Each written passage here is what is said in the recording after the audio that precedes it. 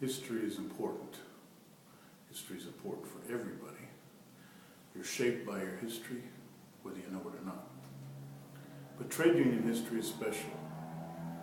It's special for a couple of reasons. One of which is it's a history made by a lot of people collectively.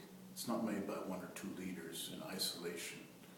You can't write history books about trade unions and their struggles in the same way you can other elements of history. It just doesn't work. There are too many people who are involved. There's too little that was written down. We benefited, all of us, for people whose names will never be known by anybody. And that's part of what makes it impressive. The changes that have been made by workers and their unions would have never been imagined at one time.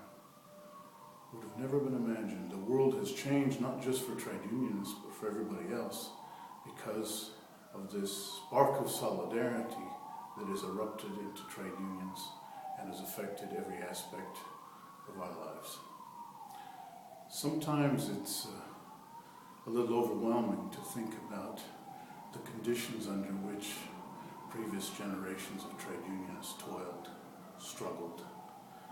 It's almost like being in a giant forest of redwoods in California on the edge of a vast ocean. You feel humbled, you feel overwhelmed. But we have an obligation to continue that fight. We have an obligation, just as they did, to do the impossible, to perform miracles, to do things that everybody would automatically say, that just isn't possible. And we've done that at the global level too. Solidarity on strikes, throwing away apartheid based on supporting the workers who are struggling in that country. The changes in Poland that changed the rest of the world. The campaign on Burma, which is bringing results now. One thing after another after another. The international trade union movement has also done the impossible. We've established respect. We've established a situation where we can look governments and employers square in the eye at the global level, just as national unions struggle to do that at the national level. It's very important to know the history.